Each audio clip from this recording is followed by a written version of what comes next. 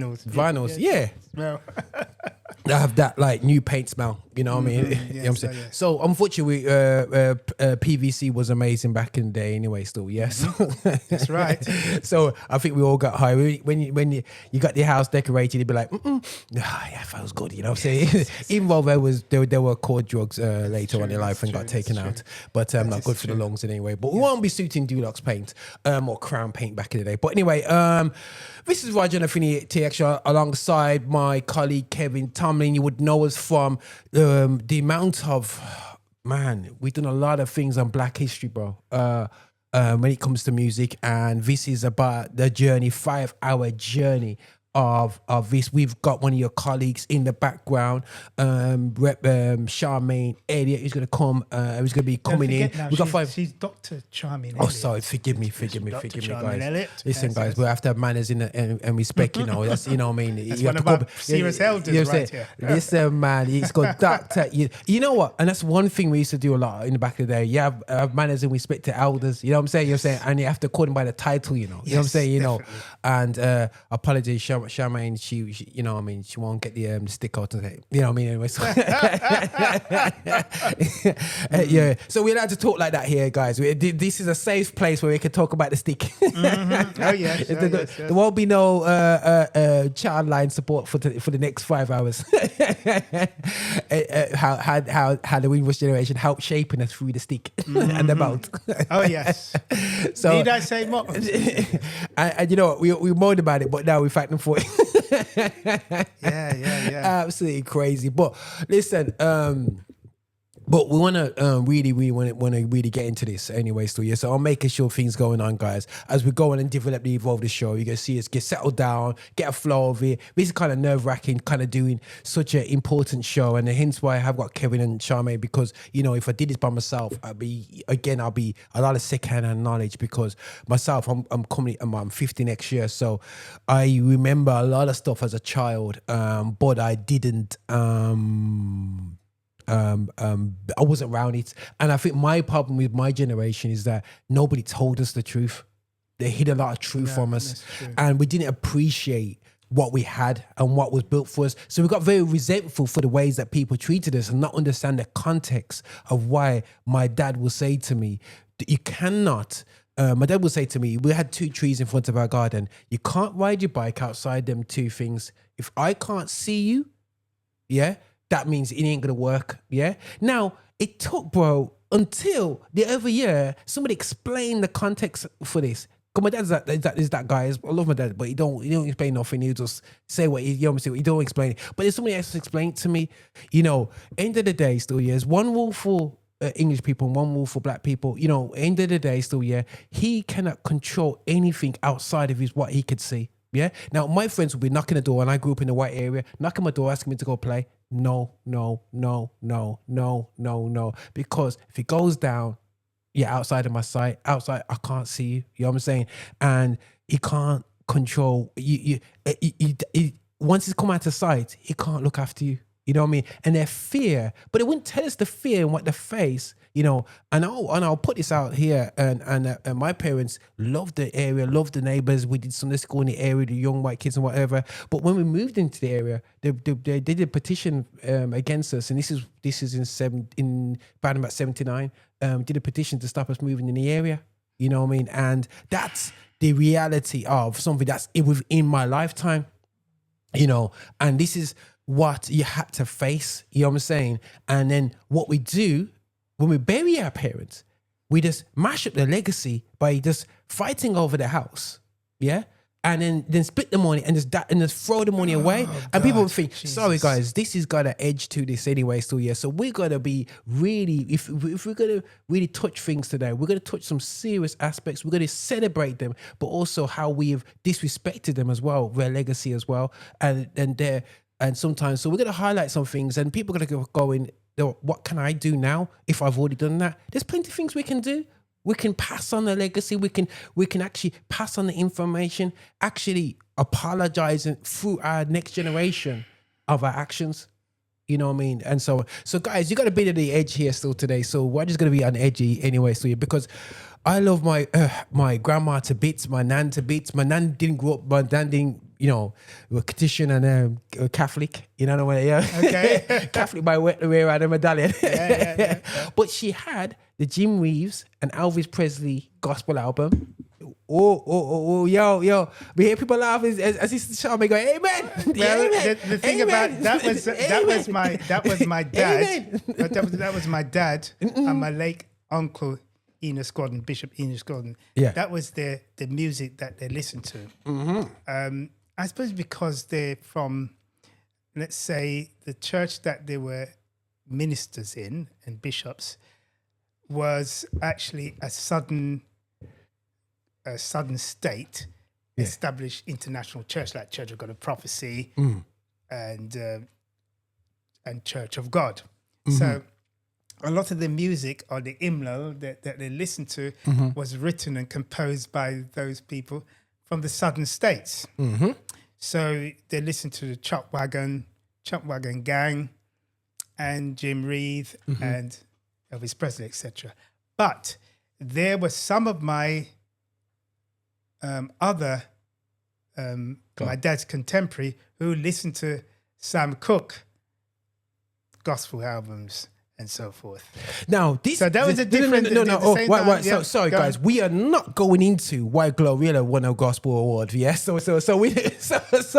and the joke is here, guys. This is absolutely crazy. This is nothing new under the sun. Secular artists singing gospel tracks. It's nothing new. Nothing you know new. what I'm saying? And this is our problem because we never look back.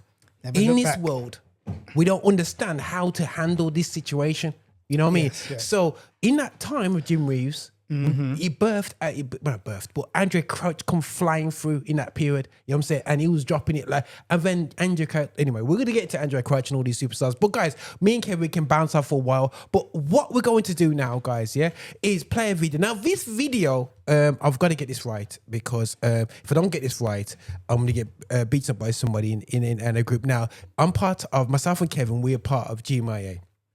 So one of my sisters, Janet Simpson, amazing sister, she let the directors know the other day, but there was somebody who's been mentioned a number of times about Clovis Constantine, Salmon, OBE, who was a gentleman who went around recording, born in 1927. He went around in St. Elizabeth. He went around recording, just off a video camera, recording so many different things back in the day, like BBC, and something documenting, it's something which we know we are poor at. Yeah, you know what I'm saying? We don't respect. Absolutely. You know what I'm saying? We do it, but we don't respect it. So this brother was way ahead of the time.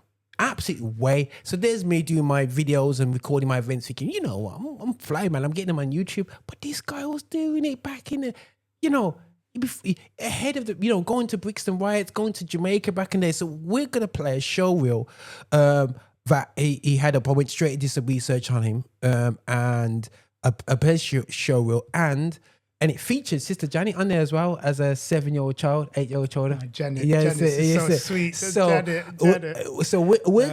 gonna hit this out. Let me just set this up. So guys, we're gonna play this, and so we're gonna be doing a number of videos and stuff. So we're gonna test out the system. We're gonna play this. This is he's got so many tapes. So we're gonna look into this from a legacy going forward in our community. We've got a petition to get access to this information, and we've got to be able to document this. Where is it now? Who's got it? Bro, is he dead now? Is he dead? He died the other day. Oh no! God. Yeah, so he died at the age of 98. I think so. 98. So I've heard about him through my dad, actually. Yeah. Have you heard about him, Charmin? That guy? Clovis. I've heard about him somewhere along the line. But this, I'm going to play this now, and Kevin's going to make some comments as this go through because I know it's going to touch him. Yeah, Sister Charmaine, Sister Charmaine, she's expert in. I think he's going to touch Charmin as well. Yeah. She'll laugh. Go Brixton enough time anyway. So you know what I mean. Yes. sorry if you you know, any adults that know Charmaine was never went Brixton. I said, I'm afraid I'm gonna, I'm going to break up. She won't, you know, me won't allow them. But anyway, but I'm gonna hit this video. I'm gonna play this. Let me just say this. The importance now of documenting and remind ourselves where we come from, so we can be around a kind of like almost like like you can be in a community situation. We're on a digital community right now, and this could be like a community situation where you're sitting around and you're recognizing who you are. I always said to people, I said, you know, my sons are tall. They're absolutely tall. They're 6'4", 6'2", yeah? So I got tall sons. Everyone's like, how on earth you got two tall sons?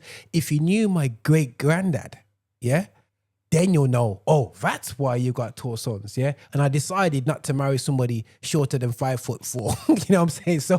So my dad's line, like my dad's still taller than me now, but my sons are taller than my dad. You know what I'm saying? But my grandpa is short, but my grandma's tall. You know what I'm saying? So her dad is like my uncle told me when he saw him, he's like 6'6", like crazy, like, you know what I mean? Wow. So when I have my sons and just release this short thing, like my mom's 5 foot. So I unfortunately got me, all the rest of us got stuck up behind my dad.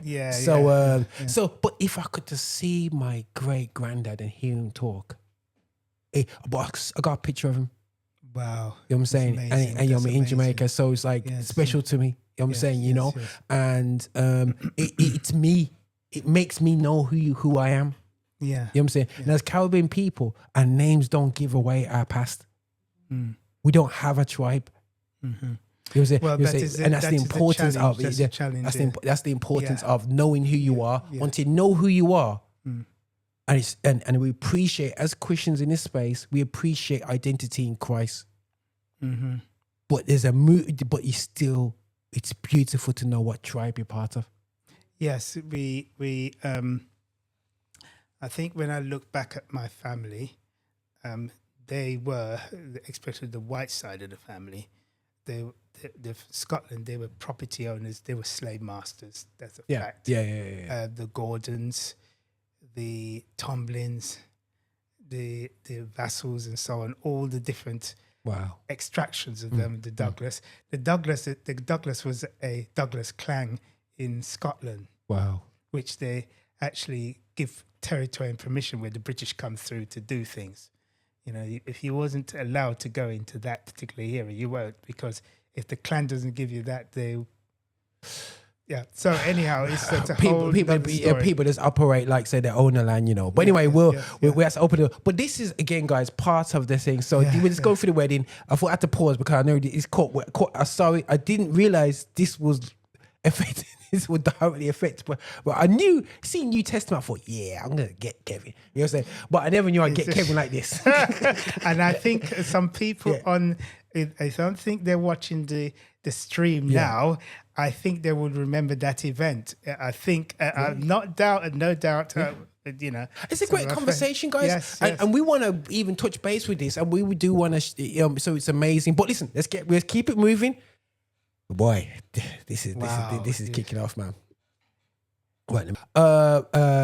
I know there was in Brixton Riots. We're not gonna say whether Kevin or Charmaine was at Brixton Riots. You know what I mean? Charmaine has the most guiltiest face. So I'm putting like Charmaine was that. Where was Charmaine? She missed out on a bit of the weekend. You know, she got that guilty look. You know, like she threw 2 stones out there. Still, you know what I mean? She got extra TV screen. You know what I mean? So Brixton Riots, and the reason why we like, this was a show reel, guys. I went to her website. I see Janet Simpson. She's logged in and she said, I want to know that clip. Sis, I'm gonna get that clip to you. I'm gonna show you where I got it from anyway. So, and you know what? I'm a computer geek. You just give me access to footage. I will download it down because I'm perfectly. The reason why I do download it, guys, is not to gain no rights. I don't care. I'll put this free to air, people. But the importance is that we lose too much ownership of our footage. We've lost too much. Too much. You know what I'm saying? And we don't respect it. There's the documentary series that we saw in Janet's giving us some information. You know, that the black festival in New York that we saw in Disney. Yeah, Oh, my you know what I'm saying? goodness. That footage was held away for 50 years, and we don't realize that. Well, they do realize. Don't invest in terms of our expression, but invest it into the other festival. It's not Glastonbury. The Glastonbury. The other festival was the Woodstock. Woodstock, yeah. Woodstock They was invested into they that. invested in the Woodstock. Yeah. And but at the same time they invested in Woodstock, this serious event was actually occurring. As a matter of fact, it's the first time in New York where you had a large assembly, Yeah. and the white mayor was acknowledging that. You had a large assembly of blacks, and it was orderly, and the blacks' mum and pop store were doing good business.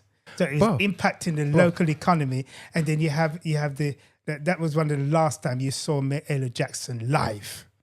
And the thing is, bro, tell you, and I it was tell you, weekend. that It wasn't one that- weekend. It was it was 4 weeks. 4 weekends. 4 It weekends. was 4 weekends, Yeah. actually. 4 weekends, and it was run by somebody from St. Kitts. You know how we do it, man. Yeah, you know, yeah. St. Kitts, man. You know And what the I'm saying? brother hold it down. The brother hold it down so well that it's become an iconic footage yeah. of some of the legendary. Had anybody who is regarded as top Stevie black, Wonder. Stevie Wonder, Hawkins, Hawkins. Oh boy, the Hawkins. Yeah, when you Hawkins. saw the Hawkins live, staple singers. staple singers. You know what I'm saying? Everybody was there. Everybody. What's that group that did Arrested? What's that Arrested Development song? The original one. Everyday People. Yes. Sly Stone. yes, Sly Stone. Yeah, they were yeah. doing this stuff. And the lady that did the song with Black and Black. They Oh, did. oh, And was Black. it- yes, Gifted and it's Black. Simone, Yeah. Nina Simone. Sir. Yes, So, yes, yeah, yes. man. So, Of that was the caliber that was at there, and it made Woodstock look like nonsense. come on now. Seriously, So- the level of professionalism. But that's And why. wow. But this is why documenting is important, people, because it makes your children's children be proud of being who we are. You know what I'm saying? And it gives them something to aim for in life. Yes. You know what I'm saying? Can I say something about this documentary as well? It's actually owned by a black brother. Okay. Not the Quest. Quest. Sorry, the Quest. Yeah. Quest bought it. Yeah, man. So Yeah, man. it's Yeah. now part of our own heritage, controlled by a black brother. Oh, okay. Cool. Yes. Now, 100%. Yes. Right. So guys, we just skimmed through some of the footage. Not skimmed. We played some of the footage and show reel from Clovis, Constantine, Salmon, and Salmon. I'm just gonna see it. Check a message that said to me direct from Sister Janet, and she's saying that. Oh man! Listen, she's in tears, man. With some That is emotional, actually. the clip of the two ladies was my mum and my sister. Oh my word! That's doing a clip up for the putting him loading up the van. Yes. You know what I'm saying? That's her. Oh That is, my goodness! my goodness. And guys, one thing I would say, right, to everybody, yeah. What I sneakily have done for my family is I take my professional camera to every single party I go to my family and I take pictures. Can somebody take it as part of your duty to create a Google Drive or OneDrive Drive or whatever drive you do that you have access to, family's got access to, and take pictures? Now, you might not have a scanner, even if you get your iPhone out and you take a copy of the pictures and start documenting in a safe space your families. Please. Not just for the funeral program, but for beyond that. I've got hundreds of pictures of the Moore family. And fortunately, I'm a bit of a professional, so I got a bit better over the years. But you got to document this. I accidentally documented a lot, but it's important for us to document. So as that man, and so I'm sorry. I know it's tears of joy from Janet, but this is a time where we're going to be reflecting on that generation of people that did just did amazing you stuff. know, the thing about it, if anybody talks about people of faith, I think Charmin, your parents, my parents, I get very emotional about this, actually. Yeah, always, brother. Oh, God. They were people of faith. They did not make excuse. They just got on with it. they put their money together. They work as a team to actually create a legacy. I'm fighting hard. I'm hearing stories by my friends about their parents. I'm hearing stories about my legendary uncle who established 10 churches in Washington, D.C. from scratch. It's crazy. You know what I mean? And from the ground up. Yeah. And he's the same one who was part of the executive board during the early days with Lysight. And he actually helped to build churches, set up churches in the Midlands and so on. That's my uncle. Yeah. So, and I look at Janet's father. He was another legend. Yeah. And your parents and so on. And I'm not going to apologize to anyone, and I'm not going to dilute it. Exactly what it is. They actually built the UK. Wow. I repeat, my uncles, my aunties, especially in the medical field, in the NHS and so forth, they actually built the UK. Yeah. And my friend who actually is my editor for my books, he said this one thing you can remember is that even when he was a union rep, he fought to represent the black teacher because they were fundamental to the UK, what it is today. And I feel something that and guys, this first hour is just contextualizing the struggle of the Windrush generation, because building churches, building establishments because of rejection. So you've come to a country which already has a building. Yes.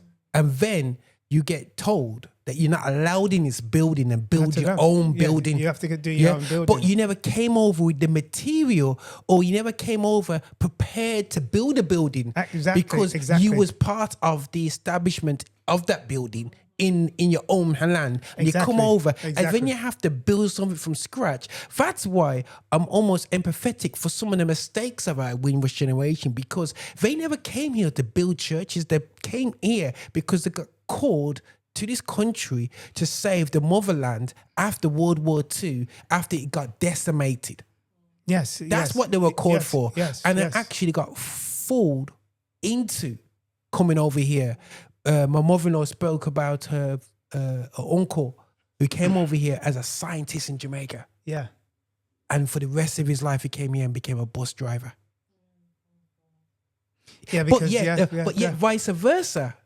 If you went to Jamaica as a scientist in the UK, you go to and as a white person, you go to Jamaica, you not only become a scientist, become a NASA scientist in Jamaica. You know what I'm saying? Because we would not. You will give you the opportunity. Yeah. You leave this UK as a white guy and you go to, or white woman, go to Jamaica as a bank manager, you become head of finance in Jamaica. You know what I'm saying?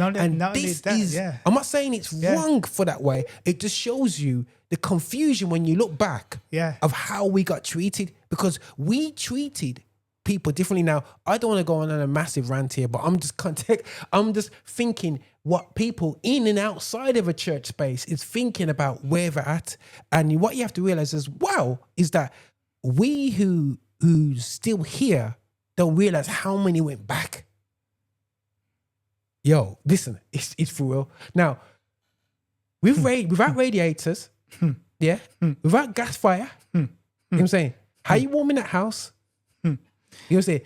How are you warm in this house? Now, I've told them, you know what I'm saying? So for me, so guys, there's so many things that, that they face. Now, I can't handle cold people. Yeah. So that's why man have to have radiator. Now, as a child, from my memory, we had a gas fire downstairs. So my mum and dad I remember them putting the boiler in so we could have radiator, but you couldn't switch the radiators on. So all four of us in the holidays would be in the one room, winter holidays, with the gas fire on. And that's the best thing we do. So we'd be hooded around like one gas fire in the area. Yes, that's true. That's true. But my mum talk about this thing called, is it paraffin heater? Paraffin heater, yes. Caligas, yeah. Yes. No, I remember Caligas at my grandma's. Yes. And the bedroom is a stink of Caligas. Yes. But paraffin is something which dangerous. It was dangerous. Unfortunately, there was a lot of domestic death and fire, and also also it can actually poison you because the fume of it, you have to open the window after a while because it was very strong, the paraffin, and the truck needs to come around at least once a week and actually deliver it to the respective home, and we come out in our particular can to collect it, and we pay the truck driver who deliver it once a week, and people are just lining up waiting for it as it passes through. I God, Jesus, I can remember some things. God, I remember also burning coal as well, coal fire. Coal fire. Yes, I did remember that. Listen, yes. we do coal at barbecue, innit? Yeah. Now we no barbecue ain't coal. Actually, barbecue is actually tempered wood or whatever. Yeah. But I remember that as well in some of my family homes where we used to have the big coal fire and then chop the wood and actually put it in there to actually keep. So there was two things. You had the coal delivery and you had the paraffin eater delivery coming at least once a week within the given neighborhoods. Wow. And that is not too. I can actually feel it now and remember it. It's so vivid in my mind, actually. Wow. Some of the challenge. And by the way, going off a little bit off key at the moment, I remember on many occasions that the late Mr. Martin, who used to live at my home, and my dad used to chase down teddy boys because they tried to put fire bottles into our letterbox to burn up the house. The man went there. Yes, so my dad and brother Martin is two big brothers, they're tall. My dad is 6. And my dad used to actually go out to protect my auntie. He used to actually come to my auntie's place of work to pick her up, to make sure she arrived home safely. You know what I'm saying? So although he was a committed Christian, he would put him and my uncles would put, they would knock them round the joint. Because they're protecting their sisters. You hear me? No sister went out. The truth. No sister go out. You hear me, bro? No sister go out. We didn't. This was a practice. This is a practice when I was growing up, actually. My dad told us as youngsters in the church, you protect your young ladies. You wait for them and you take them home after choir practice and so on. None of them must be walking on their own. No. No, they have to be taken home safely. So we used to wait for them. We used to wait. And we walked them home. Make sure the door is shut. We used to do that when they were coming from school. We used to protect them.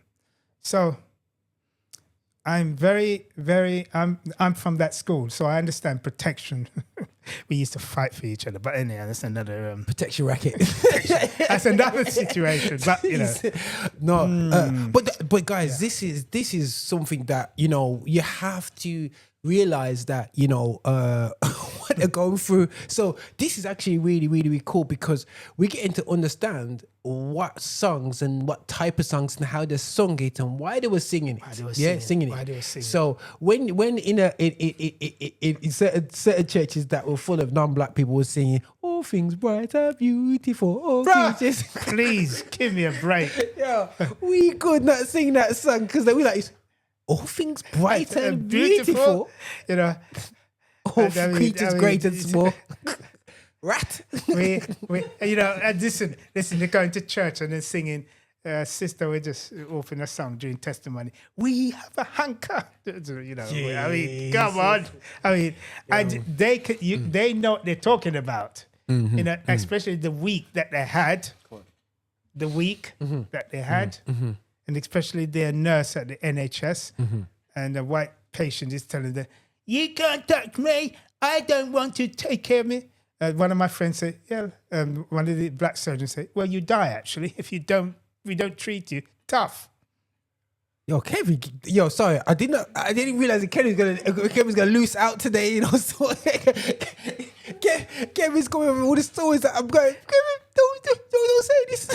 Well, it's experience because we're gonna realize why we sing from our belly, why we sing this, and if you guys dive in TikTok or whatsoever, we are check us out on YouTube. With the main videos out there. You know what I'm saying? And, you know, nothing but love. Guys, this is something that, you know, you're going to see clips and versions of the videos that we will be playing today, some of the things. And we want to celebrate the Windrush generation, but we have to contextualize the stress that they were under. And we cannot demean the reason why, you know, when somebody said they get squeezed and you refine, as you know what I mean, they got refined. Oh yes, you know, they were squeezed, put bro. through something else. They went through the mill. Yeah. And you know what? You sometimes look at pictures and thinking, why? She's 30. She looks so old. You know what I'm saying? You know what I mean? When we wanted yo, they have to be vigilant. You know what I'm saying? Not just the clothes. You think about it. It's not just the clothes, you know. It's being vigilant. Yeah, it's like you come to the UK in your early 20s, and when you turn into a big person within 24 hours. Oh, you better get the big person very quickly, because it was either sink or swim. You know what I mean? Nothing prepared you for it? No, nothing prepared. My mother was telling me some of the things that she went through, and my auntie and so on. It was like you were thrown in the deep end. Yeah. There was no, remember, you were thrown in the deep end, and sometimes there was no suitable bathroom to actually take care of your little daughter and son.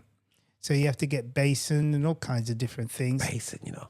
Basin, remember the big basins? Yeah, man. You remember Charmin, the big basin? What we used to call them? We used to pale. Is it pale? We're pale, you know. So, yeah, man. It's little man. Whoa, yes. Because the toilets were downstairs. So when it's little, you go to grandma's house. You had a pail to use in your bedroom. Yes, You know what I mean? yes, Yeah. yes, The Emmanuel paid. And yes. listen, your body was not tuned to do anything else but have a wee at night, because Yes, that's a long one right there. Yes. And you know what? It's not even that the toilets were downstairs. Sometimes they were at the back. They were at the back, outside. I remember them when I went to some of my family homes, cousins and so on, and friends. Their toilet was outside. And I'm telling you, when it was winter, it was no fun to go outside. Bro. Listen. Hello. There's no eating, bro. Listen. Yeah. And yes, there was no eating in the toilet neither. So the houses have some form of eating, and you had to go out there in that cold element. Gordon Bennett, you know what I mean? Look. Yo, I'll go down to once a week, man. That was. I couldn't do that. Some of my cousins' home, I avoid going there because I know I had to go outside. Yo. It wasn't, you know. Well, anyhow. But listen, guys. So you got a context out of Kevin that, you know, things were a little hard out here still. You know. Well, considering the time I was born, actually. It was the late 50s. So I could still remember the burnt out houses. That was, you know, when I got up north to Birmingham and so on, and different places around London where they were still trying to build up after being flattened by the Luftwaffes. Yes, Luftwaffe. That's crazy. Yeah, I saw it. That's in the 60s, isn't it? Yeah, during the 60s, the early 60s. And I remember over a decade afterwards. Yeah, I remember also when the bus driver had to walk in front of the bus because the fog was so heavy. He had to walk in, the conductor had to walk in front of the bus with a lantern to see where they were going. Wow. Yeah, I remember that. I remember all those quite vividly. Sorry, Peter, just in think Kevin's 88. He's not 88. No, I'm not actually, but it's just that I was born at a time when there was still more Windrush people coming in to take up the jobs. Yeah. You know, they were coming. And you was born here, innit? Yeah, I was born here. Yeah, cool. So, just emphasize. So he's Mm. born here, but his first one born here? Yes, I was the first child to be born of my parents here. Okay, yes. Okay, crazy. Okay, cool. Yeah. All right, people. So what we're gonna do, we're gonna have a bit of a vinyl break after that one, and so I can get a quick fan in the corner. Yeah, you know what I'm saying. So, I do apologize for anybody who don't really want. Do not Google Teddy Boy. I don't know what that will look like in 2025. No, don't do that. Don't do that because we're going back to the time when. It was really the rock and roll period, actually. The early rock and roll. Yeah. Was it? Yeah, Bay City Rollers. It's probably a bit earlier than that, in actual fact, because we're talking about we're talking about they were imitating after Elvis Presley, etc. During those wild rock and roll days, if you know anything about that. We're not going to talk about stolen property there when it comes to rock and roll. But Yes, but there's another we're not going to go there. situation. So, But guys, anyhow. you could tell me and Kevin's already done podcasts together. So we 5 hours is minor for us anyway. But listen, right. So, guys, I'm gonna again, the vinyl is out there. Let me just flip the screen onto the vinyl. Let me just get the vinyl out, people. Coming there, alongside Charmin Elliott, and we want to introduce her as a extraordinary creative, a creative that is not really known because of her extensive work in the background. But if you really knew what she looked like, you'll see on all the SDA videos back in the day. So you know, and a couple of gigs out there with LCGC. You'll see her there still. But I have done an interview with her about a year or so ago in here in this very studio. So if you want to find out totally about her, definitely that was a really cool interview that we did. But there's many things to come from Charmaine, and she still remains active to this very day within UK gospel. I could see her singing the whole tune there in the background. Andre Crouch. Is Andre Crouch someone that you listen to? Literally, Andre Crouch was like the soundtrack of my life. Wow. Him okay, I didn't know that part. The Winans and Richard Smallwood singers. Okay. And there's a few more. Mahalia Jackson was my first. Okay, Mahalia Jackson. Okay, cool, Mahalia Jackson. Jackson. My influence. Okay, cool. Andre Crouch, I had this group called Destiny. It was myself, my sister, and Donna Gardia back in the day. And we sang all his songs. Yeah. Okay, so listen, guys, I'll play this song. So let me see. We're gonna test her out. So 1 second. Get a big voice. I'm not gonna ask her to sing everything, but you're gonna vibe. So you definitely know Jesus is the answer. Yeah. Oh, come on! If you don't know that song, that's a classic. It won't be long. It won't be long. Yeah. That's a deep tune, you know. Still, why was he so big, Andre Crouch? I think because he came with a different sound, and it was really unique. Because the thing is, he's coming so. You had a generation that was doing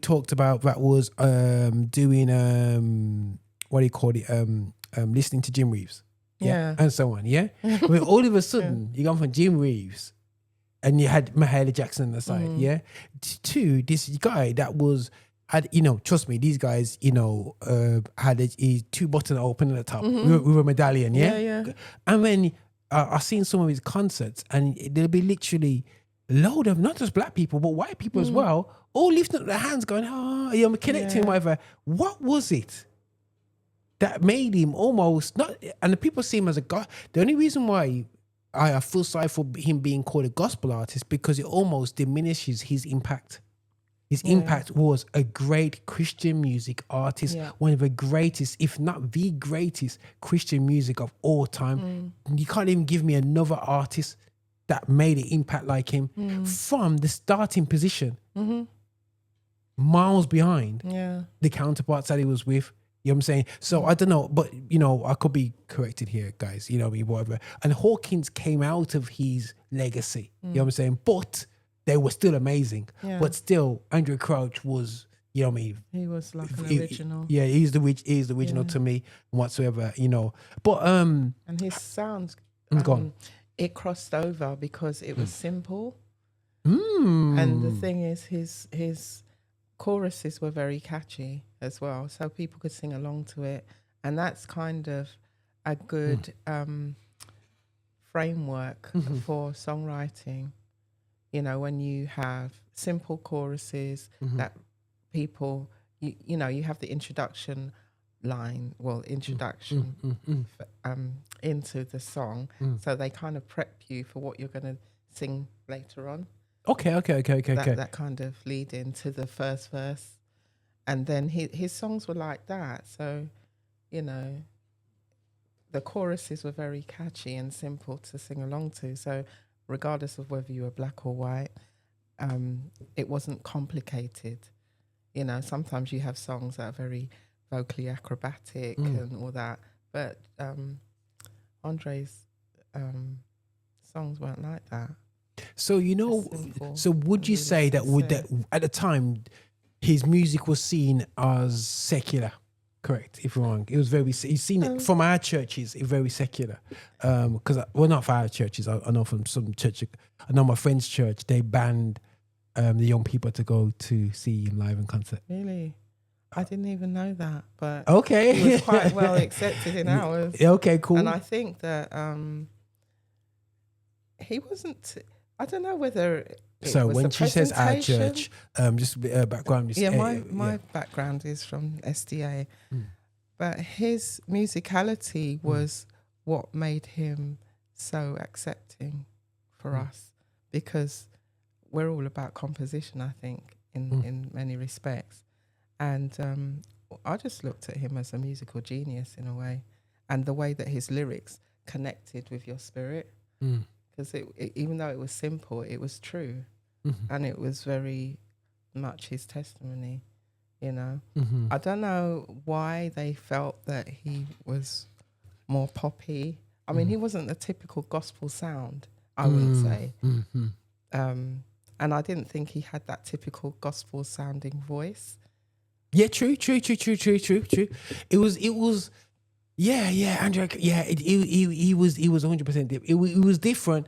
And he definitely 100% influenced a generation. A generation's music style and where we come across. And I feel that the likes of the Hawkins, Winans, they were able to cross over well because of that blueprint. Yeah.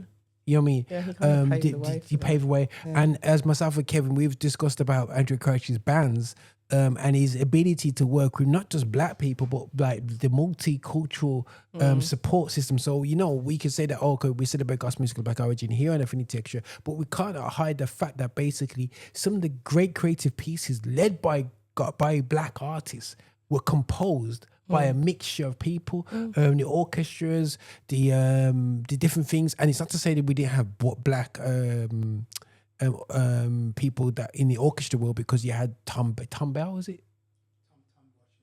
Tom Washington, yeah. So we're going to get some, make sure, I'm calling a friend to make sure I don't get myself in trouble. Benjamin Wright Jr. Yeah, so I would say at that time when yeah.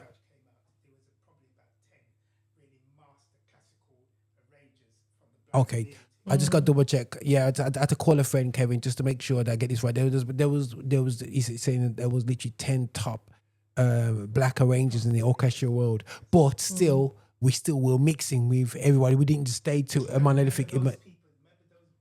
Go. Okay, cool. Yeah, 100%. So okay. Yeah. Like Quincy Jones himself, you know what I mean, making hits for white artists. You know what I mean. Before he kind of blew up elsewhere, but ultimately, so they had that mixture in his creative world. So I have to take salute to Andre Crouch for the influence that he did have on the children of the Windrush, because he had a massive influence on their sound. 100, we cannot deny that impact. You know what I mean? The same way people could say that Kirk had impacted. You could say Kirk had he's been number one for a long time in the gospel world, but there's a lot of conversations over that. There's not much conversations with the impact of Andre Crouch on Christian music, full stop. You know what I'm saying? And he wasn't just a gospel artist, he was a Christian music artist that transcended all over. And it shows that, and this is why we're emphasizing this, is to show that when we do our music, we can transcend and be successful over every color and creed, because I believe we are the best when it comes to music space. And I don't think that he deliberately did his music like that. I think that was just him. This is just him, yeah. But then you have somebody like Sam Cooke who would cater for a white audience and then sing differently for a black audience. So, okay. Yeah, he was smart. All right, it's like that, Sam. He was very smart, but he could be really himself with his people. But then when he was singing in front of a white audience, he catered for their taste or what they could handle, really. With Andre Crouch, he his music kind of crossed over both. his musicality and his delivery was very much it's similar, kind of poppy gospel kind of thing. Popular gospel, that's a good way to describe it anyway. So but anyway, we're going to be playing something which you might see somebody look similar to Charmaine on this video. Of course. So we're going to play some of this, and we're going to get a bit of a backdrop too. And what was really cool, we done Hey Great Gospel Choir. We'll be going on with some more stuff coming up in a bit, but we're going to touch base with some of the SDA part of the journey yourself. You can tell from her accent she's not similar to mine at all.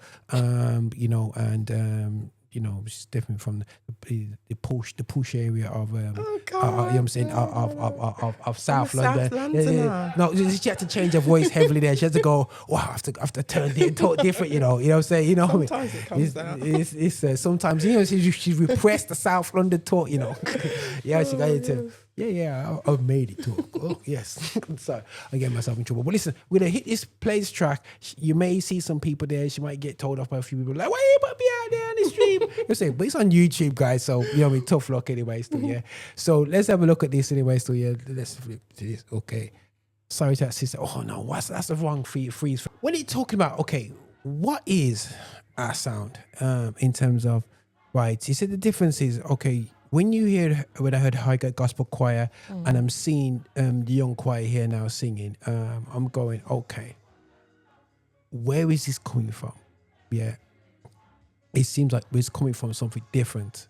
Yeah. Something deeper. You know what I'm saying? Something significant. You know what I'm saying? Yeah. And what I'm saying. So what is the key thing from your perspective in terms of what's the key difference? Yeah. Because for me, it's like, we sing from our stomach. Yeah, how can you transport that struggle that we talked about when myself and Kevin was talking about the struggle, the atmosphere? How did you teach somebody to sing from that? Okay, so part of the training is about connecting to the lyrics in the song, how that resonates with you in your personal experience and your relationship with God, and the responsibility that you have to the listener.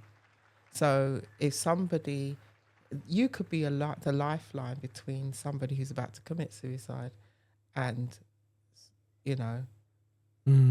making a decision whether to do that or to hold on to life and just put their foot forward to continue on. So it's a serious thing when you are a music minister. It's very different from if you're a pop artist than if you are in ministry. The relationship that you have with God that takes you through that struggle, that gives you that thing to hold on to, your faith, the experiences, that as a Christian or as a believer, whenever you have somebody that stands strong in their faith, or they are a person of faith, there's going to be a pushback because it's spiritual warfare, right? So we have to brace ourselves and be within the strength of Christ for us to live our lives from day to day.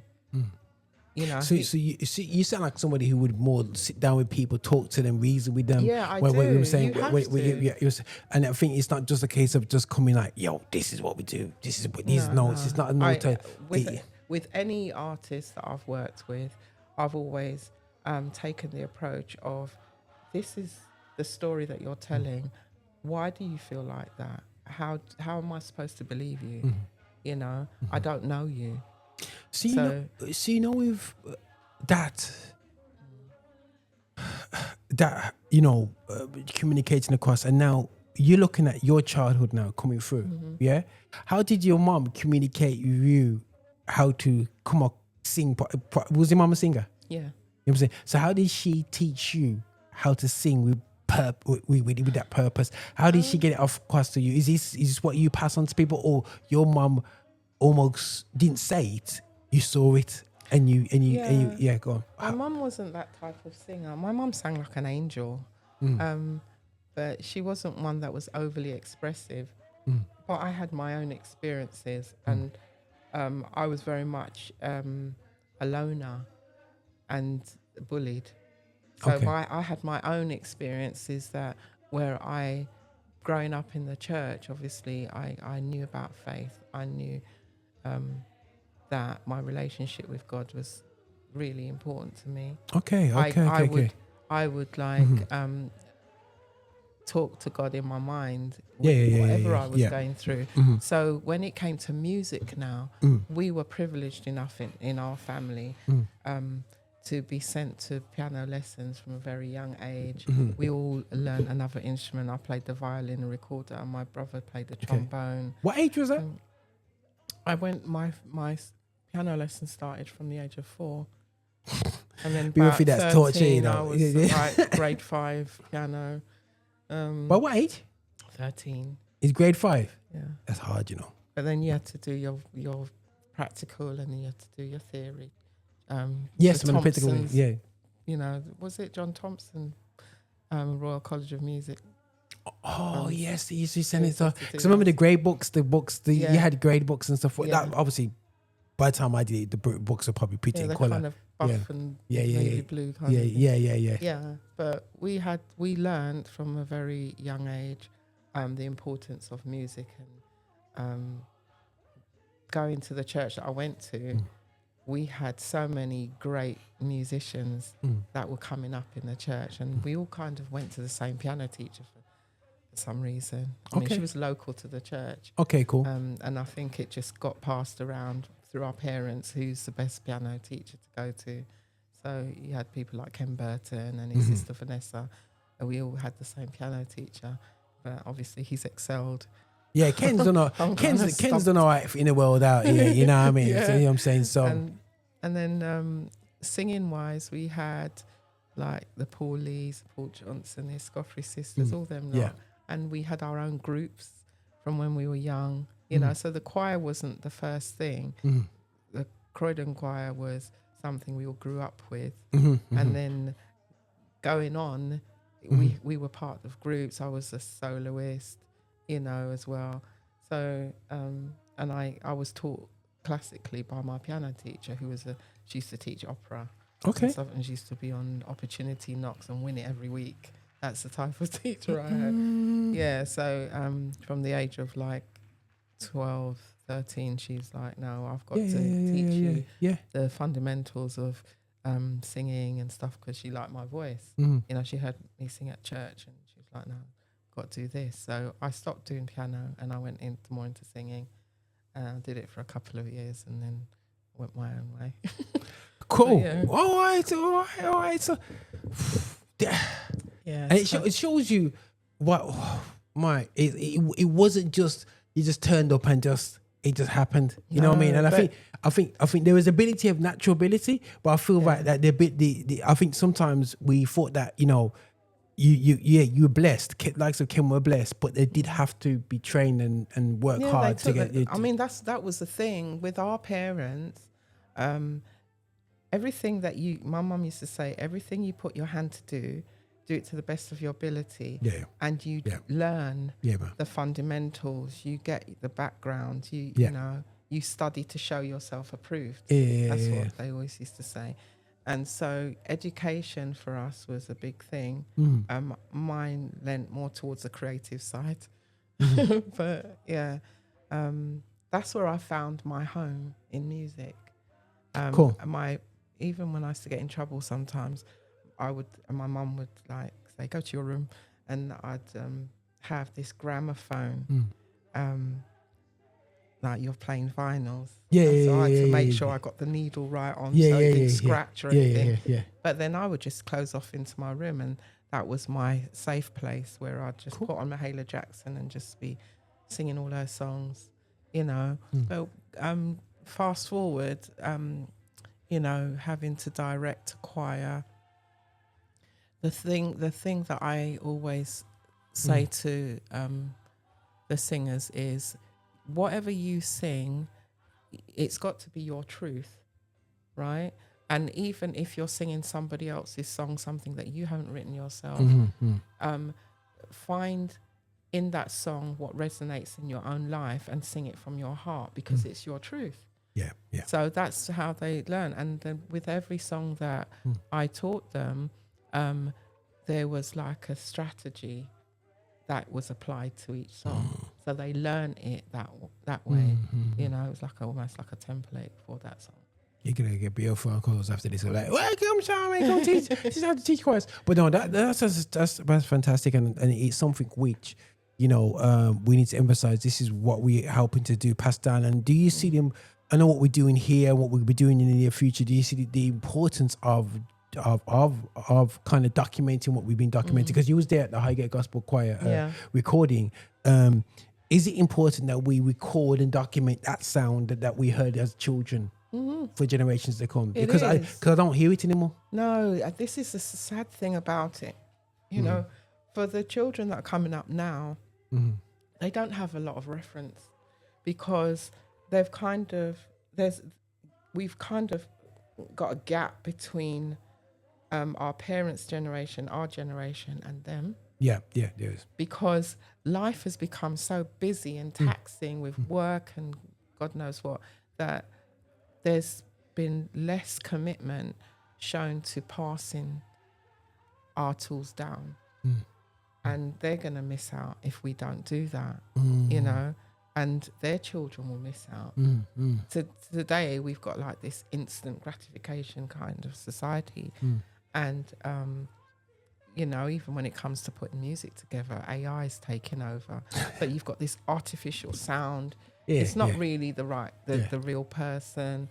You know, you got music being created artificially instead of going through that normal creative process, which gives it its authenticity and the soul in the music. It's empty. So it's about, and I think it's more so the fact that our children or the children that come after that don't know their real root, because some of us don't know ours. Right? Yeah. And I know from my parents, I would ask my mum a question. I'd like, well, Mum, you know, how do you do that? Or why is this? And she's saying, go and read the book. Or don't ask me no questions. Come on. Do what I'm saying.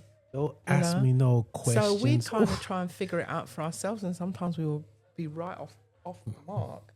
But then when okay, is that a bad habit that we're trying to shake off in our generation of parenting, where we want our children to almost learn the hard way? Yeah, you know what I'm saying? That's exactly it. And it's not that we want to make it. There's got to be better ways that we're doing and give our children a better standing so they can start from a different place. And it's having the balance of spoiling them, because I feel that we've spoiled a generation as well because of that. But at the same time, we've got to get the balance between allowing them to grow and learn from mistakes, but at the same time, and not giving them everything so they could end up being sport childs. Because I could see a lot of sport situations within the Black community. The generations never understood the struggle through the songs. Because not hearing these songs, they've been hearing no offense to the worship sound. They've been singing songs which do not relate to how they got here, and when they're almost not convinced, they need to go through George Floyd to realize that there's racism in the world, and go,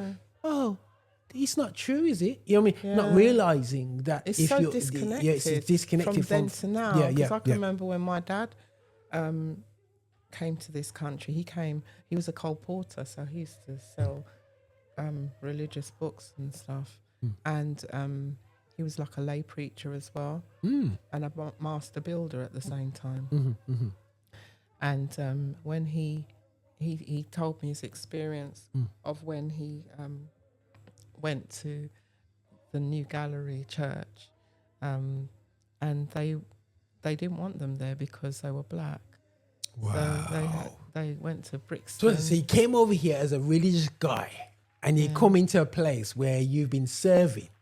Yeah. And it says, Brethren, have you seen the mirror lately? You're not wanted around here? Yeah. I mean, that place was like, you still have communities where it's for that church, or I mean, those people, even though it's the same faith. Do you know what I'm saying? And it's not right. But then it reminds me of when I went to Ghana on tour quite a number of years ago now. And we went to the slave Stay, quarters, where it's got the door of no return. We went into the captives' quarters, and below that you got the church. Yeah, man. building, Yes. and I've seen below that, that is where they kept the slaves chained up, and then you think to yourself, how can they have a church on top of all of that? I don't understand. Didn't understand it. So it's the same thing. They it was just the way that they viewed black people, I suppose. And it's just totally misinformed because our history is so rich.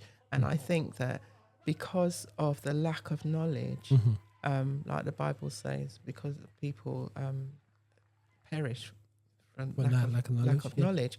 But then you're seeing the Bible being fulfilled, its prophecies being fulfilled now because things are being revealed that we didn't understand before were true. You know, because of what we were fed, you know, and our parents, even the music that they that's natural to them was deemed as evil.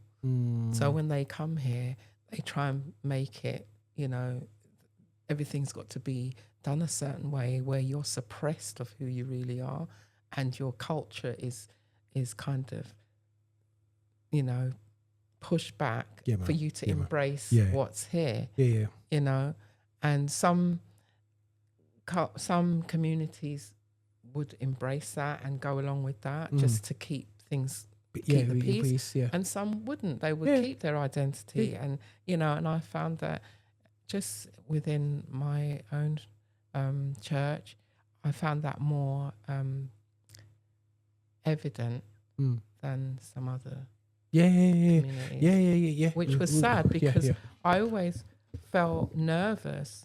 I couldn't express myself the way I really wanted to express myself to its fullest when I went up on the stage to sing a song, and I'd be mindful of all these deacons and elders sitting behind me as I'm standing in front of the pulpit, you know. But then I couldn't just sing it like with no emotion.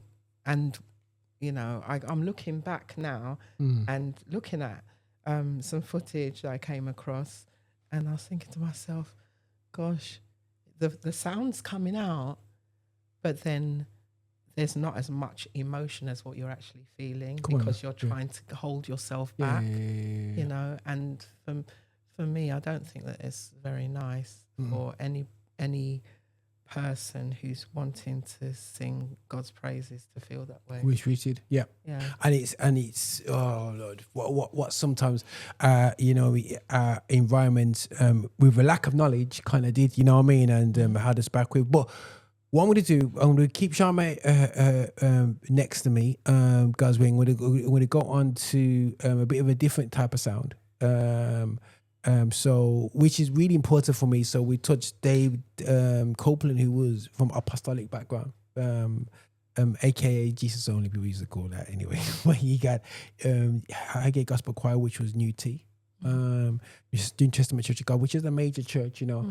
And Charmin's from a decently sized church. I'll get myself in trouble here, saying, because you know when you talk about churches, and I always say who's the biggest, but some people go, guess what we got in America. That much million, you know what I'm saying? Thinking, Bredrick, come on, man. You know? But anyway, but no, 100% SDA is one of the biggest Caribbean-led churches in the UK, in the 70s, 80s, and 90s, and so on. 100%. And what I'm going to do is go to Church of God of Prophecy, even though they were very closely related to the New Testament, had a very different sound. And all our spaces got very different sounds. I always say, I have to pick up SDA people. They're like the last, whenever I have a young person says, where you from? SDA, I go, thank God you can sing. You know what I'm saying? You know what I'm saying? Yeah, because we are not, you know, their output is ridiculous when it comes to singing anyway still, you know? So, you know what I'm saying? Yeah, they have a classical. No, they keep the disciplines in place. Charmin's of course, man. We're the best, man. You know what I mean? And because they had no musicians that had to sing good, you know what I mean? You know, so they had no noise to cover the duff notes. You know what I mean? So it's definitely a great singers, 100% from my experiences. So let me just, I'm just gonna let's make sure we get it all done. Right. So sis, right, watching this now. What's is it same in SDA? Exactly the same. Yeah. You know what I'm saying? Is it tambourines out and everything? Yeah, So they do now. They do now. The But back in the day, bands. they got whole. Back in the back in the day, day. well, how did you guys did it back in the day? Right, so back in the day, they didn't always. Well, in the afternoon services for like the young people now, they would have all that. They would have the tambourine out, and you know they have somebody on the piano. That's evening service. Yeah. Yeah. Okay. Cool. But Cool. for divine hour, it's very much more reverent. Okay. They call it more reverent. reverent. Okay. Cool. And God is More a God colonised. of order, not confusion. Yeah. That's what they used to say. Oh yeah. Yeah, But it was like more solemn for the worship service, and when it comes to the afternoon, they call it AYS. It was all like that. So it's very much the same. Okay, And I knew cool. all the songs. Yeah. sing the I same noticed songs, that. Same songs. you know. But now there were some churches that didn't like having drums. Okay. That was always kind of a Yeah. depending on who the leadership was. Okay. Cool. But I'd always push For Psalms drums, 150. Yeah. It tells Cool. you how you're Okay, yeah, supposed so to it's- worship yeah, everything, you know. And a timbrel is a drum. Yeah, isn't drum it? anyway. Still, yeah. So we've always had like the full music experience, especially with Croydon and other like Plumstead, where I was AY leader. Okay, cool. Yeah, and yeah, music director. I'd have everything. Yeah. So I think it's really important when you're worshiping God to worship Him with everything, you know. Yeah. I mean, but what obviously- was really crazy for me with this watching this back, you know, and you know, even watching Highgate Gospel Choir, it's just people are just almost lost in the music that was singing. It's almost it's not almost it there. takes them It takes them away from the mundane, the cares of the world, really. For a generation who majority of them have lost their parents. It's and they don't sing these songs. They don't have many times to connect with their parents. You know what I mean? And unfortunately, we in Christianity, I believe music's part of our positive escapism. I do believe that you need to sometimes have that therapy. I believe alcohol and all these things are destructive ways of escaping the truth from whatever it is. Because you do have to come back to the realness of life, you know, after these songs. But they see when they drag these songs out, like they repeated the new song after repeating the new song, it almost says to me that, hold a second, but don't want to leave this moment. They want to stay here. They want to stay here as a child. Jumping up and down, and they almost go to your child version of yourself. You know what I'm saying? But the thing is, the songs, this is us growing up. This is Windrush. This is what we saw that generation use as a way of expressing themselves. You know what I mean? And yes, people look at the commercial artists, the Bob Marleys, and all these business, but a simple calypso style music having no It's the practice. root, Yeah. You know, and it when I listen to music like that, it makes me think of my parents' homeland. It makes me think of Jamaica and the sunshine and the sea and people just being happy. You know, you find that even though people go through their struggles in Jamaica or in the Caribbean at large, they still have a smile on their face. You know that you know, somebody might show them a bit of pity because they're a bit of, you know, they're struggling, but they're like, no, man, you know, good. Yeah. God is good. You know, that kind of thing. And it makes you feel shame sometimes. To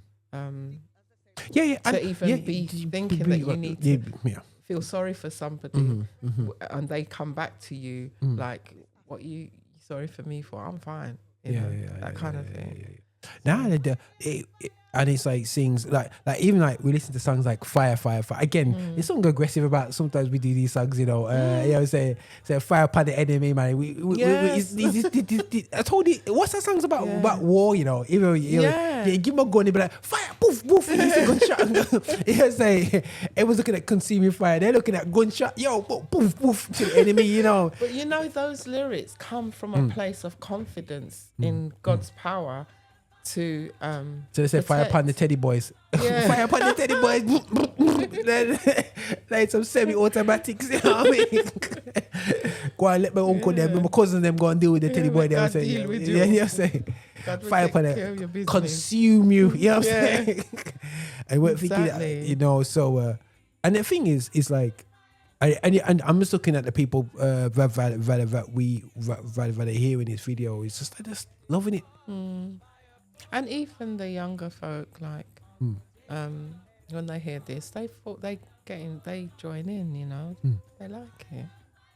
Yeah, man. It's got a Crosses across the age group. yeah. I think this video when I release it officially, it's gonna be a go. I think it's gonna be that nice like a go-to video in it for people to sing along to. Yeah. And the joke was, you know, guys, when we did this, we shot this video now.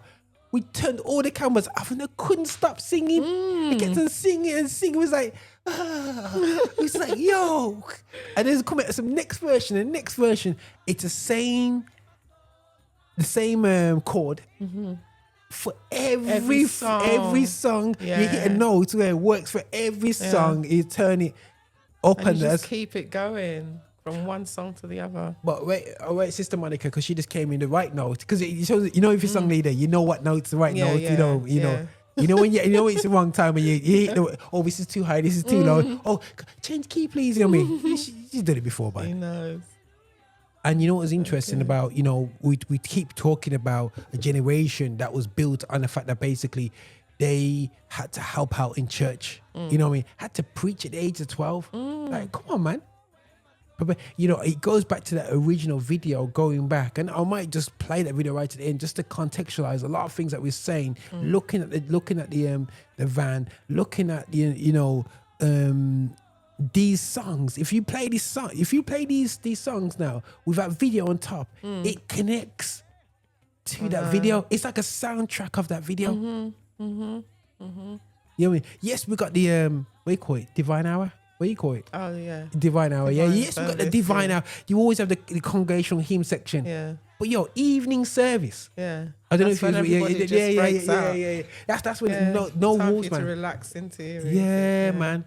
You could do a song 11 times Yeah. and people don't feel no way. You know what I'm I saying? know they keep going. I know. It's great. So every song you know as well. Yes. Why, guys? You might think, why am I? Because that was a major thing that SDA people don't do. I know our songs or prophecy. Well, don't. you thought. Your fault. Yeah, cool. But it's the same. It's the same song. Shall rebuke me today? She go, I don't quite think so. You know what I'm saying? No, there's a big difference between, like, I went to sing at a church in Eastbourne one time, and I sang, and then it was dead quiet. After you come, there's no amen. Like in some of our churches, yeah, you the say street, yeah. amen, and after somebody sings, because you're acknowledging that they've sung a song and that it's it's good for your soul, whatever, and but they didn't do anything, and it was a majority white church. Yeah. So I was like, okay, yeah, man. it was weird. People definitely do two things differently. Sorry, the guys who are watching in TikTok, I have to say goodbye because just about to run out of battery on my iPad, so we're gonna go. Oh, make sure everybody on TikTok you go over to YouTube because it's about to go down. Yeah, we started playing these tunes, and Kevin's like, "Oh boy, I'll come in and but it's part of our history, part of our therapy, part of what it is. Now, there's a couple things I want to get into, but before we get there, I want to play this particular track because something I mentioned beforehand as well is a point that you raised. We sing in the same songs, so why are we not in the same place? It's religion that divides people, but This is people. absolutely crazy to me, guys, because it's like as I learn every time I do this. Yeah, I learn every time. And I go, hold on. When they sing the song, I feel like, okay, that's like I remember singing that song in this place. You know what I'm saying? I'm going. like when they're singing the song, doing the impromptu thing we just what we heard today. I'm going, hold on a second. That's exactly how we did. So I'm knocking Charmin, going, not knocking, but you know what I mean? She goes, pump me back. But I'm going, Charmin, you guys singing like this? Because, you know, Wisdom was it was more evangelical, but SDA was seen as a bit more outside of our scope, not just because you worship on Saturday, but because of your style and the way you came across him when you sang God. So if you guys don't sing these songs. And you're going, I'm sing every tune. I'm thinking, if she doing some Jedi mind tricks, or she must have been prophecy for 2 years or something. You know what I'm saying? But no, but you know these songs. Kevin's, you know, in the background, walking up and down and going, yeah, man, I tune this, man, I tune this. You know what I mean? What? We were separated for no reason. And in the clear observation I'm really making from this is that it divided. You know what I mean? They're forward. They're saying it. You know what I'm saying? You know what I'm saying? They divided forward, and we were divided by the one thing which was a blessing, because it saved us from the rejection. And it makes the rejection look like the worst thing that could have happened to our community was being rejected by the church, because we didn't come out into one place. We came out into multiple places, which divided us unnecessarily, because we're singing the same songs. We're going through the same struggle. We're separating. We were scattered. 400 years, the Bible says. You know what I'm saying? That we will go through that. And then there's going to be a time when God's going to draw all his people back together. Yo, come on. You know what I'm saying? And this is what, guys, you know, I'm not saying, guys, that the next thing we should be looking at is planning out how we're going to bring the Caribbean Revolutionary Church together. You know what I mean? It's not really for that for me, what I'm saying. But what I'm saying is this is really conversations we've got to be comfortable to be having, because a lot of people have made their observations and refuse to go to church because of his observation.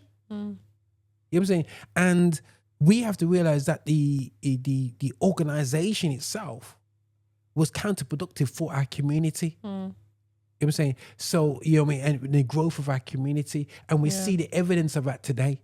You know what I'm saying? You know what I'm saying? Because if our churches were that bigger and bigger and were 4 or 5 times bigger than this here, you know what I mean? They'll be documenting our history. They would have been having schools in place, would have universities. What do they call them in America? The black universities. What do they call them? They call them to be a special name for like black owned, like but churches were had their own universities for their young people. We would have been right in that space. Even though we do have establishments by our people, we'll be in that space. But that's what really comes across to me. Just even making that observation today and actually comparing notes. That's why it's important for me to when I do a lot of his research, and myself and Kevin, we talk a lot and whatsoever, and it's having a cross-reference, a Matthew, Mark, Luke, and John reference of a story, because it gives you a more fuller story of what's going on. Now, there is a song which Charmaine did say that one of the songs kind of went left a bit and it came back on the right note in one of the choruses. I can't remember which one, but you said it went left, but there was a difference anyway. It's like different. And the last line was exactly the same. Okay, cool. Was it My Jesus I Love Thee? It was slightly different than the acid. Yeah, it's like so. So we're gonna go back to My Jesus I Love Thee. We're gonna do the version that I grew up singing. Yeah. So I'm playing 2 still. Yeah. Okay. So this is the full dub version. So I'll have to I have to cut that, because this is again in the same church but the convention year before. So when I started this song, I thought no, because I know what I'm doing. And our Black Builders was the first group of Black Builders who come together. Obviously, you got through Yana, who come together and basically built the houses from scratch. You know what I'm saying? And we're going to be putting out this video as well, again, on our network. So do watch our network. We are going to be celebrating the Rich Generation continually, but we're going to have some specialized footage put out there so that you can refer, you can share with your people. And we've got the full program that was done with Yana Johnson, aka Tracy. You know, for some people might go, hold on, that look like Tracy, you know. You know what I'm saying? But Yana Johnson, Yana I know her as, and it's funny how our community is real small, but it's really powerful to see. You know, it just a reason why I wanted to play this. It really contextualizes what we were going through as a people, as he's talking about the struggle at the time. So he himself, like my father-in-law, came over in the late teens, you know what I mean? And they've just faced a totally different world. And the scary thing is, and we're not even touching this subject, is that the ones that were born in Jamaica, raised by somebody else in the family, had different experiences, and they come over and struggled to settle with their family, with the parents. Imagine you don't know your dad. And then the worst thing is, he's expecting you to treat him as a dad. And you're going, there's no empathy. Yo, I'm your dad. You do what I say. I said, no, hold on. How are you my dad? And I don't know you. Is it? And that's a hard thing. And then you've got siblings that go, where you come from, big bro? I'm the boss over here. You know what I'm saying? Yes. And you had a generation that has died bitter. A generation that's watched their parents die, not solving this issue of coming over afterwards. And I feel that, again, a missed opportunity by the church to be a specialist in sorting this situation out. There should have been that specialist. I'm not saying all churches were like this, but I'm just seeing the fallout of hard people that's affected my generation, because our parents are struggling with them in themselves and how they parent. And then that falls out to be the issues that fall out to us into the next generation. Can't high divorce rates. Marriages just falling apart because of this continually bad habits that's rotating and not really going. That's what it is. This is what we're gonna fight through. You know what I'm saying? And that's some of the things that identify. And a lot of times hearing the issues that the Maxi House was referring to. You know why we had to sing songs like we had to sing songs? We know we had to sing these songs to get through that moment. You know what I'm saying? And that's what it is for me. I don't know, Kevin. I know you've been listening to some of the songs and whatever, but do anyone anything to say? Let me see. Can I get Charmaine to use, or which one can get close to? The interesting thing about it, what I find fascinating, is that regardless of the church setting, the same spirit and energy is the same. The singing, yes, I was fascinated with the prophecy choir when they were singing "If We Could Hold On." I never heard that beat before, that musical treatment. That was fascinating. But in terms of the singing, would you agree, Charmin? It was powerful. They were passionate. I mean, they were singing like as if it was their last day in the business. There wasn't no saying, they were going for it. And that's what really, for me, impacted me so much. And even with the footage in your church, it was the same thing. People were singing like as if they mean business. It wasn't that they were just doing it for the sake of doing it. They were doing it because they're singing about a hope and anchoring about their future. And I think that's what's so fascinating about when you look at footage in the Black church. These memories in the Black church has really encouraged me as a person to go on.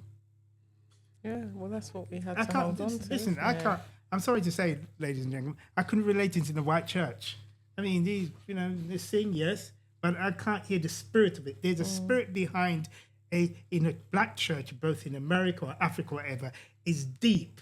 It comes from their experience. It's coming. It's like centuries of their journey, and it's like it goes through our DNA. That's why we do what we do with such passion and deep. Yeah, I don't need. As the more I go on now, and as the me and Charmin and the things we're doing, it's not easy, but we see some things happening that we said we just need to go on with this. Yeah, we can't stop, and this to me really actually inspired me. It really inspired me. Tell you, there were so many different dynamics. Yes, there's so many. You had people who came over from the West Indies. Yes. They didn't know each other. Absolutely. But then they didn't have anyone else, so they decided to do life together. And then they created a family together. But it wasn't based on love. It was about companionship and protecting each other in this journey called life in a foreign country. Yeah. Do you get what I'm saying? And then they had children. And can you imagine your children growing up in an environment where it's almost like a business arrangement? until they eventually start to fall in love with each other as parents. Yeah. I think So the children get that they don't that's their reference for what marriage is supposed to be. yeah. Do you get what I'm saying? Yeah. So it's kind of difficult. This is quite this is quite interesting when it comes to marriage and relationship. There's a difference when you, as a man, when you've been taught how to really aspire and chase for a woman. There's a difference than actually being recommended to someone. Recommendation is like different. Arranged marriage. Recommendation, when you actually aspiring to get a woman, just like how when you look at some of the or look at some of the characters in the Bible where they actually was willing to sacrifice everything to get this woman. One of them married the sister and discovered that it was the sister. Okay. And he went out of his way to get the woman, the second sister that he wanted. Mm-hmm. There's a difference in love when a man is aspiring to get a woman that he loves than one that's recommended. Because it's two different things. Because your life is actually sold to that woman, where you become passionate. She's under your care. She's under your care, and you understand it. You understand it different than when somebody, I'm recommending, okay, you might experience some form of love, but it's not the love that we're talking about. Yeah. It doesn't start out as love. It's like, that's a face that's like mine. Yes, they come over here at the same time. And it's the fear of being alone. The fear of being alone. So you come together and Exactly. think, well, okay, let's support each other and walk this journey together because we're in a place we don't know. Yes, exactly. And then you have an agreement to be committed to that situation. That's right. And raise a family. Yeah. And be in this country. It's like weird. But then when the children come along, what do they see? And then you've got a church that have families like this in that church. Yes, when they come together as a community, it's like a lot of people with the same kind of thing and the matter-of-fact way in which the children have to exist in that environment. Do you get what I'm saying? Yes. So it's not... Yeah, I've only known... it's like not my the passion parents, thing. It's the practical thing. Yes, it's only I can actually testify to this, that there's only my uncle, my late uncle Enos Gordon, and my dad, and a few other people I know that were not, they were passionate about their wives. That was the difference, and I could tell the difference. And those who were just doing it, going to a practical, you could actually see it. There was, we were struggling, we were together and so on, and we have to carry this on. And sometimes it affects their children, actually. And you're right, because there's nobody teaching about actually chasing after that woman. That's what you're designed to chase and cover her, to protect her, to pray over her, and all those things. It's a different dimension of love and relationship than actually going to the practical arrangement. Yes, we're together and we're doing this because of shared duty. Shared duty is one thing, but when it hasn't got the depth of passion and love, it's another thing. Yeah, it takes a certain level of submission from one or the other. Go on. So eating it out, that you find is that a lot of times the churches were full of women. But there's a lot of women were in churches. Yes, you know what I'm saying. Yeah. And they had partners that neither their husbands that weren't going church as well still, and it's like they almost became their family. Churches become their replacement. We're not replacement family, but there'll be an integral part. Their sisters will be there, and they'll be going through their struggles at home with the church. And it became their space of escaping situation, which is really bad for them at home. And it could be not bad, but it's just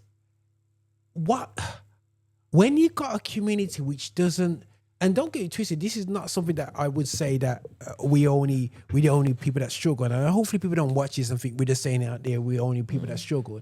But the thing is, we came through a situation where people still don't recognize as a struggle. You know, because if they do, they'll cost the world a lot of money.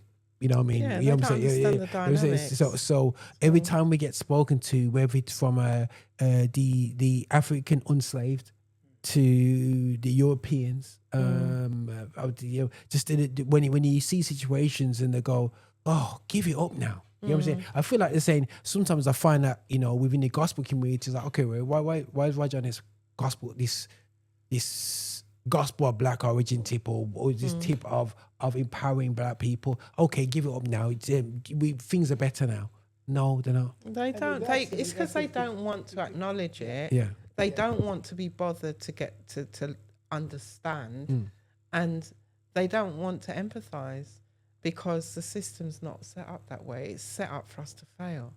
So we as a community do need to support each other and have that that network where you can address certain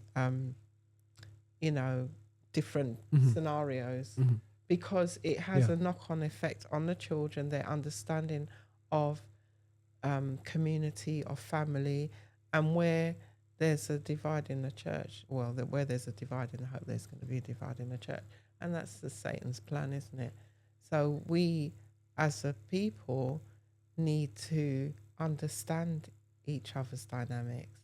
We need to understand the different types of dynamics within this whole story of the Windrush generation, because a lot of people are operating from a place of necessity, a place of trauma that's not addressed, a place of survival, a place of making do, a place of submitting to circumstances that was out of their control, in order for them not to have to suffer by themselves.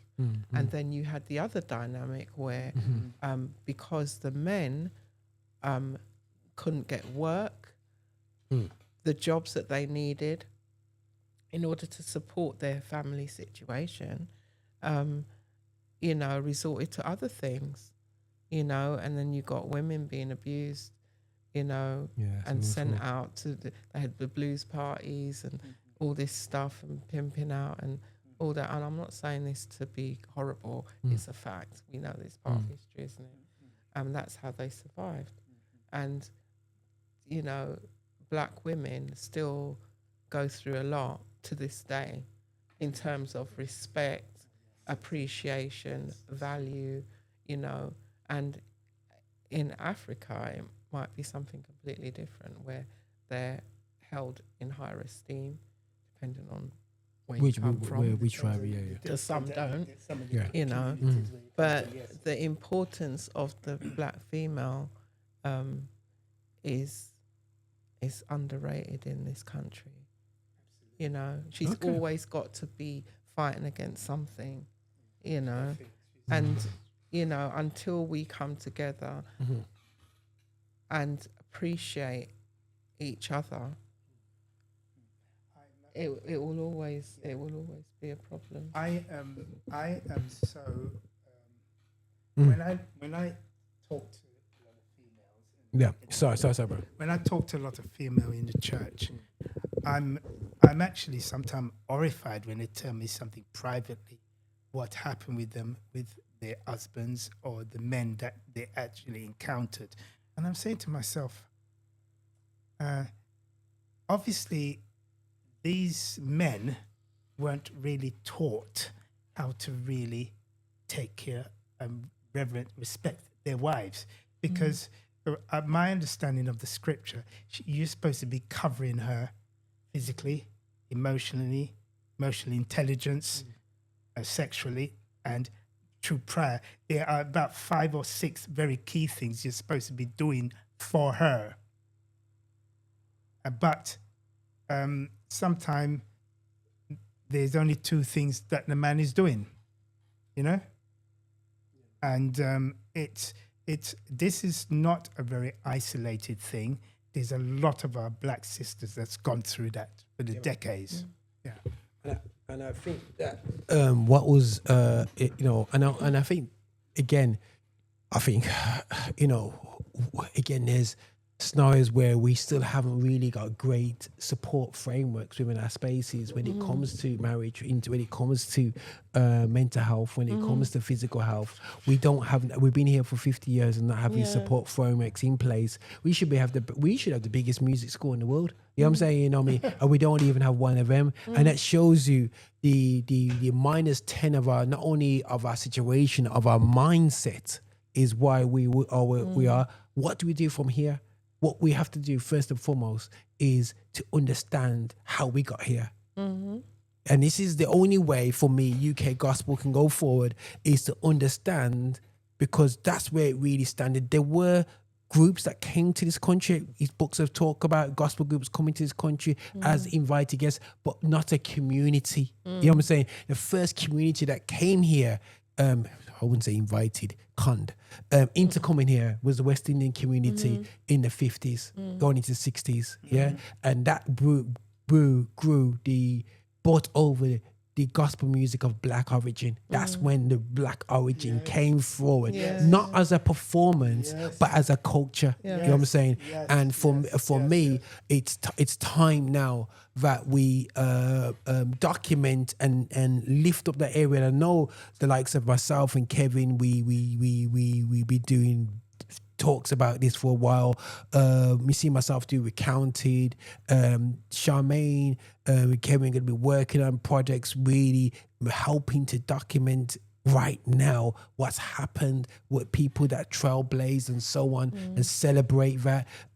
We got our dear sister Juliet doing it, the wall of fame, the online, we're saluting people. And what I will say to everybody who is, and I'm now working with GRP and hopefully Queen's College in documenting not only stories of music, but stories of the Windrush generation and contacts to that. But guys, one thing that I may sound kind of weird, I want everybody to document. I want everyone to put down, myself working with GMI, because everybody has to write down, because it's something that I can't see, which Charmaine can see.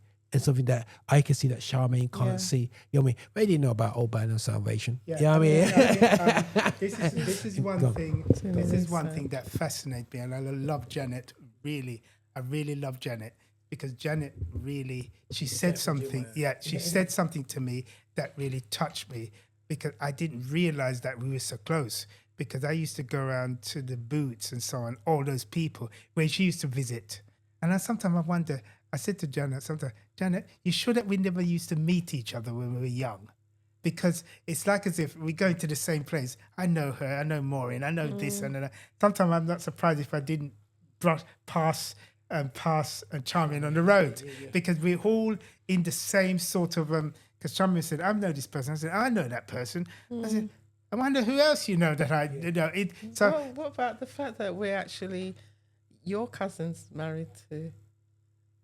Your cousin is married to my cousin. Yes, that's so crazy. Elliott is married to a Tomlin. They're married to a Tomlin. That's how close. Do you see? And we just found out. I just found out a few months ago, and I was looking at my cousin and I said, "You're joking. You are related to the Elliots?" She said, "Yes." And I said, "No wonder you look so good. Jesus, no wonder your mother looks so attractive, because her mother was beautiful. She was so beautiful." And my cousin was a tall, elegant, 6 foot hard man. So you know what I'm saying? Jesus Christ. So I'm saying, Lord, maybe there's a reason why we're so close to each other, and we just have something in common, And that's why I said to myself that I'm very concerned about two things: about creating very solid and good relationship to actually preserve what we have.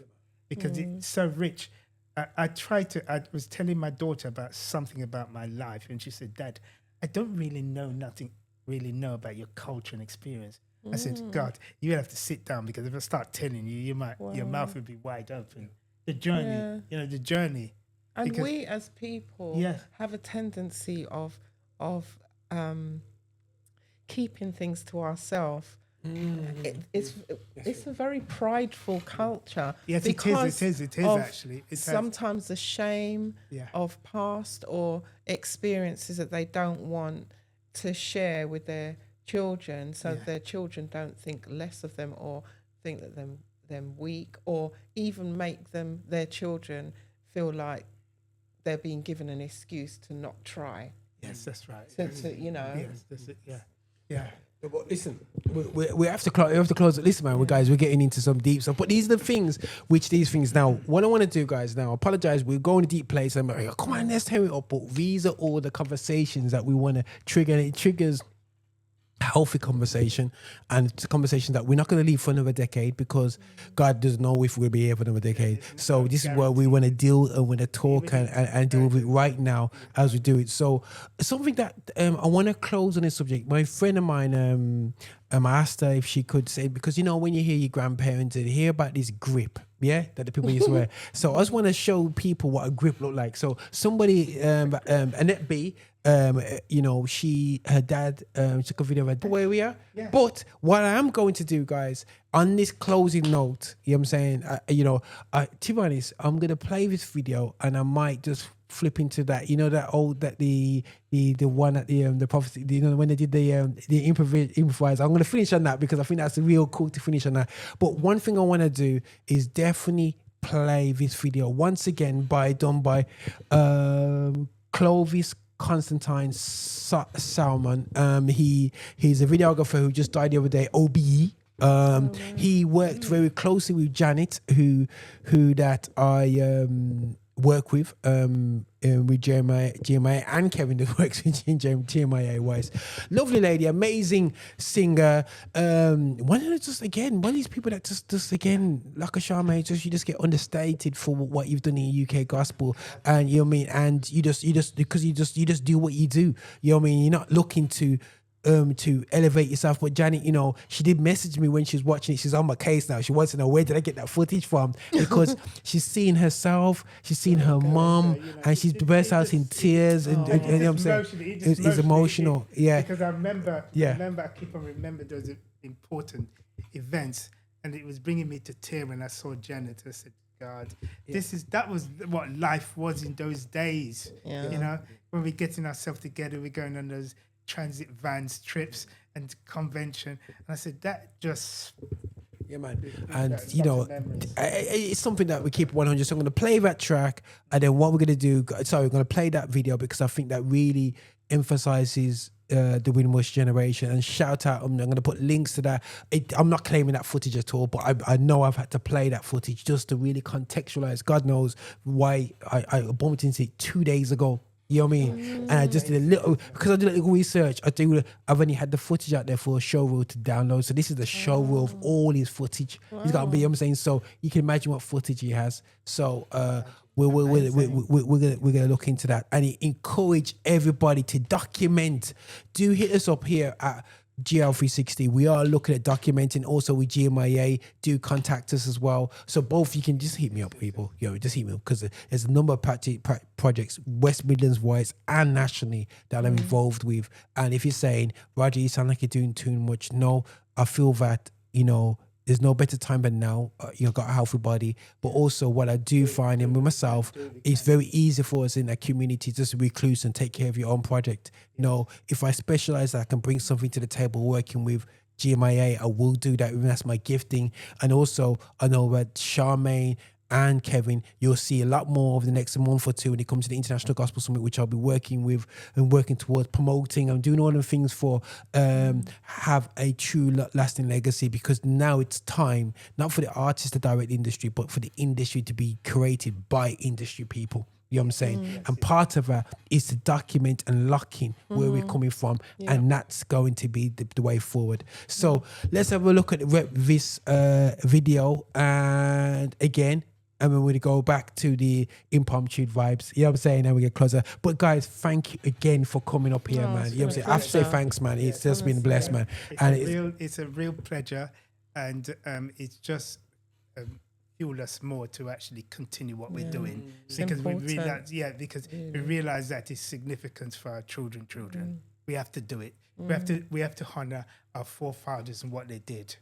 And hard as it may be, we have to honor our forefathers and their contemporaries because they sacrifice. I repeat the word, they sacrifice. Just to bring in a little rib. Just bring in a little, and did so much. Yeah. Remember this, that's all, that was their world, you know. And they did so much. It's so important for this generation. We've got to understand that. We've got to understand that, yeah. For Right. just so that we can build strong leaders, especially amongst the young men of this generation. They need to know, especially what their granddad was, what their great granddad was. and what they who was endured, and what they did to pave the way. Yes. You know, Don't belittle what you think they've done, and we belittle too much of what they're doing. and nothing good comes easy. It's not an instant thing. You know, Yeah, man. it takes hard work. And I think this is another thing. This is another thing to understand as well, that these men and women were men and women of character. We've got to understand that they were built. They had a foundation and a commitment to fight to the end. They were strong. They were men and women of courage. Yeah, man. And if in listening to the songs, guys, it was a fight. You know what I'm saying? You know what I'm saying? It was a fight, and they knew that at the end of the fight, they were taken care of, heaven bound. You know what I'm saying? You know, so it was almost a kamikaze approach. Like, listen, brethren, you're not stopping me because I know even if you stop me in body, in spirit, you can't stop me. Can't stop me. Right. Wow. Yeah, that's how they live. So That's how they live your life, power man. there. Yeah. That's how they live by. But listen, I'm gonna play this video once again.